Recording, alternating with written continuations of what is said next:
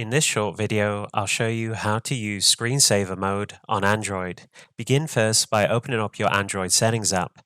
My Android settings app is on my home screen and I'm just going to tap on it to open it. Once open, look for where it says Display and Touch and tap on it. In Display and Touch, scroll down until you see where it says Screensaver. It's underneath the subheading Appearance. Tap on Screensaver. Currently for my device, Use Screensaver is toggled off. If you want to toggle it on, simply tap on the toggle. Directly underneath the toggle, there's a setting that says when to show your screensaver. Currently your screensaver is shown while charging. If you would like to change that, simply tap here and then you can change it to while upright and charging, restrict to wireless charging. There's a toggle here to do that. I'm going to leave it while charging. I'm going to go back. Underneath when to show, you should see choose a screensaver. Here you'll have 4 screensaver options to choose from. The first one is the clock, so I'm just going to tap on it just so you can see it when it's selected. You can tap on customize or you can just simply get a preview by clicking on the eye symbol. There's the preview right there. It's just the clock. To the right hand side is colors, so I'm going to tap on that and then I'm going to tap on the eye symbol so you get a preview, and that's just a multicolored gradient which will be shown as the screensaver when charging. There's no ability to customize that, unlike the clock. Next is home controls, so I'm just going to tap on that. This will allow you to quickly access your home controls as a screensaver. I'm just going to tap on the eye symbol once again. I don't have my home controls set up yet, but if you did, those will be shown as a screensaver. I'm just going to swipe to go back. And lastly is photos, so I'm going to tap on that and you have the ability to customize your photos. I'm just going to tap on the eye symbol again to see a preview.